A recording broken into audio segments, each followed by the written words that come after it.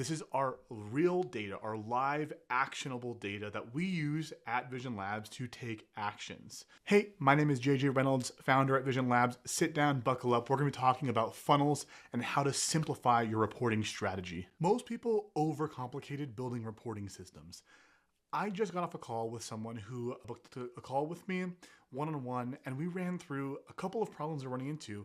And I wanted to share them because I feel like it's so universal. This happens all the time across small, medium, and large businesses. I'm going to talk you through this entire framework that I use to help people get to taking action and not getting to building reports that no one looks at. We want them to take an action. This is going to apply to info sites, content sites, enterprise sites, software companies, any type of company that is not e-commerce, where you're not clicking and viewing, investigating, and buying. This is non-e-commerce related. There's my caveat. So this is the problem the person had that came to me. Let's just call him Brian for the sake of simplicity. They had two main call to actions. There's a contact page that's a general contact to get in contact and start the conversation for this service. And there's an instant quote page. That instant quote page is very specific because it allows them to process a payment after the fact. So they fill out the instant quote and then they can pay. So really important to know that distinction. They came showing me this really complicated funnel they had of like reversing cookies and trying to manually map out how the user should flow through the site. But the site was really big. It had a lot of pages. It had a lot of services. It had a lot of things. Think of a big software company like a HubSpot or an Intuit, one of those companies that are very large and has a lot of pages, a lot of services because their core product is so complex. Here is what we ran through, right? Is we took and we mapped out the very simple. We have two core things. We have the contact page and we have an instant quote page. Let's build out some really small funnels on the site. What we did is we took sessions, right?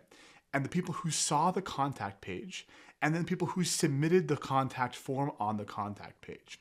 We then copied that and did the exact same thing on the instant quote page. We had these sessions. We had the instant quote, people who saw the instant quote, and people who submitted the instant quote. That is the two funnels. It's very simple, very straightforward. You can go do this right now in any analytics tool.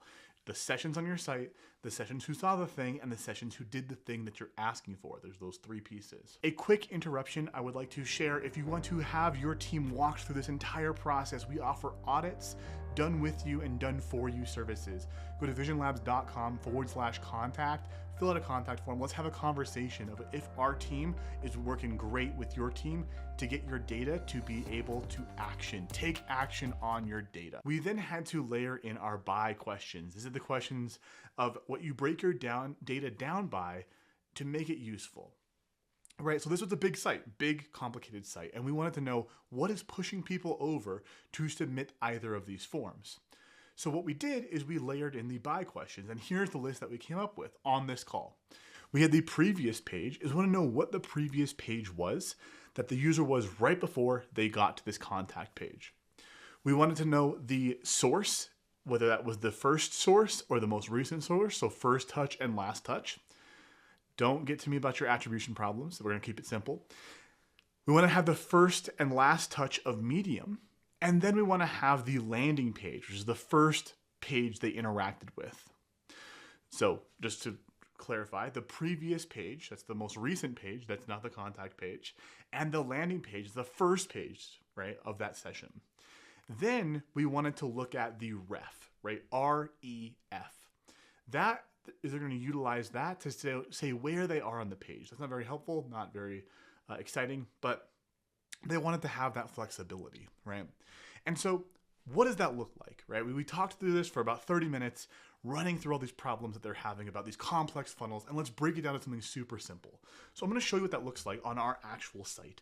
Here we are. You can go to visit this. It's visionlabs.com/demo. Can't see this? No, we do this in and out every single day. This is our actual data using BigQuery. You can go and use this. Okay, so here are three tables that I built out to explain this concept. So here we have sessions from source, sessions from the traffic source, right? So Google generated 2,000 sessions. Of that, 197 viewed the contact page formatted for this example. Of those, 39 people completed that contact form. right? So 20% of the people that viewed it then submitted that. We now know that number and we can do something with that. Keep that stored in your head, right? Knowing the number and doing something with the number are two different things.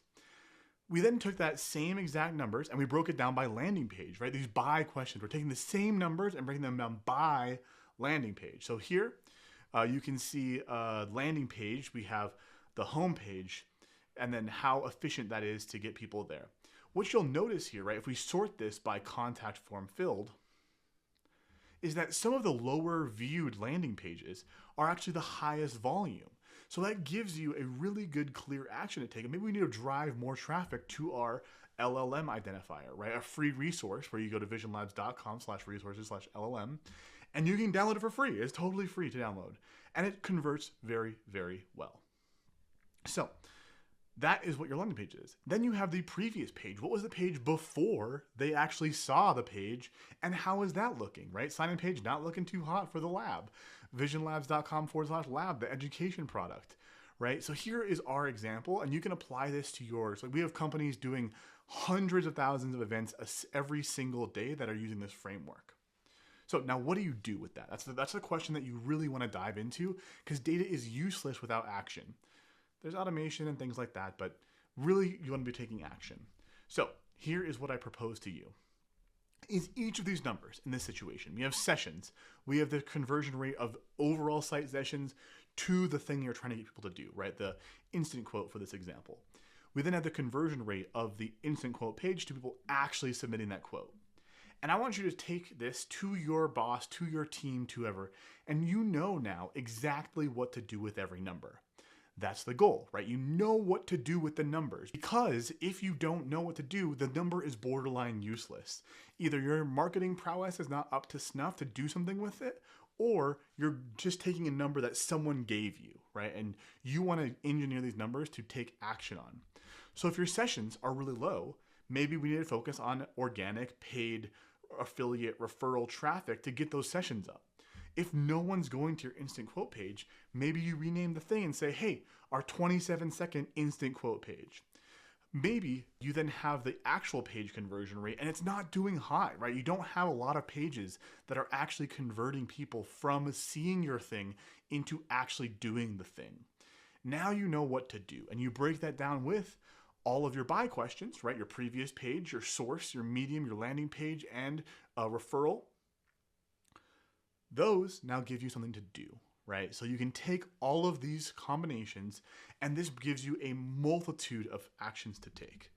I will show you one more time on our site, right? We have the exact same concept of number of sessions, right? The people who saw are different lead magnets. The then people who then generated that lead became a lead, the conversion rate there of those. And we have the same exact thing for our landing pages, right? All of our landing pages, we know exactly what they're supposed to be doing versus what they're actually doing.